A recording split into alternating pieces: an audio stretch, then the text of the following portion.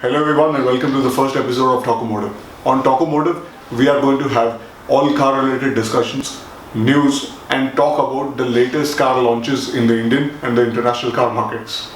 Firstly, starting off with the most relevant car today in the Indian market, which being the new Innova. The new Innova recently got revealed at the Guangzhou Auto Show earlier this week and should be launched in the Indian market by next year February. As you can see, this is the new Innova with completely redesigned exteriors, and mind you, this is a complete all new version and it's not a makeover or a facelift version. The interior also, as you can see, is completely redesigned. The new Innova will have 2.4 litre GT series engines which will be churning out 147 horses. In addition to the regular 5-speed manual transmission, the Indian market is also expected to get a 6-speed automatic unit as well. So the next car in question is the Tata Kite. Recently, Tata has finally given a name to the codenamed version Kite, as now it will be known as Zica. Zica was derived from the term zippy car, hence Zica. Well, let's hope the car is as interesting as the name. Enough of discussing the small cars and now moving on to supercars. Earlier this week, Mercedes launched its AMG GT S, and well, S stands for more power in AMG standards. The conventional AMG GT develops 456 horsepower from its V8 4-litre engine, whereas the S version, which is India bound, is making 503 horses.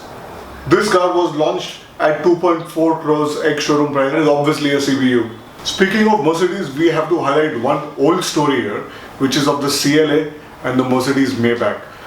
Well, both are different cars, we know that, yes, but coming to the similarity. The CLA 200 Sport and Style, specifically the Style, which was initially priced at 31.5 lakh rupees ex-showroom, after localization, Mercedes was only able to pass on a rupees 80,000 benefit and now making it priced as 30.70. Coming to Maybach now, Maybach has got two models, one being the S600, which is priced at 2.6 crores and is a direct import, whereas the locally assembled Maybach S500 is available for only 1.67 crores. I just don't understand one thing, that after localizing the Maybach, they are able to pass on 90 lakh benefit, whereas after localizing a CLA, they are only passing on 80,000 rupees benefit. Well, in the Indian market, we've just accepted things, especially from these three German makers. So, moving on now. Moving on to some international news now. Fiat recently took wraps of its iconic 124 Spider, and here are the images of it. This car is a MX-5 underneath, but is having the 1.4 litre T-Jet from the Abarth. Just from the looks of it, it definitely looks like a fun to drive roadster.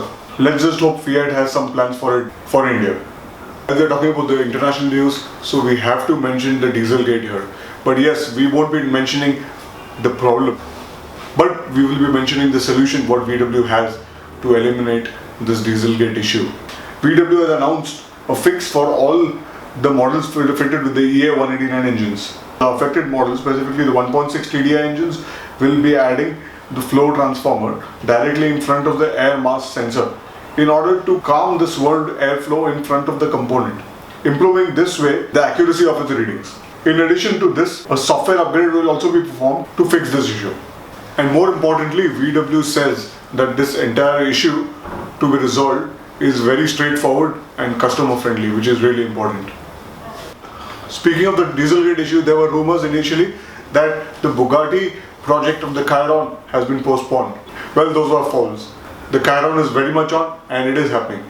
Earlier in the show, we reported that AMG launched its GT S, but there's another supercar which got launched, and that is the Lamborghini Huracan. Well, the Huracan was already there in the Indian market, but this one what got launched is the rear wheel drive version. The Huracan gets the same engine, but it's detuned and now producing only 580 horsepower. But mind you, it is lighter by 33 kilos as well. They are calling this car for the purist, but in my opinion, I think for the purist, Lamborghini needs to get back the manual transmissions, and that will be the car which will be for the purist. So this is all we have in the first episode of the Talkamotive. Before we go, I really want to thank all the people who liked and supported and showed love in my first two videos, be it the M Performance exhaust for my 328 or the Figo 1.5 diesel. Well, I promise you we are going to be back with some more reviews, so just stay tuned. Thank you.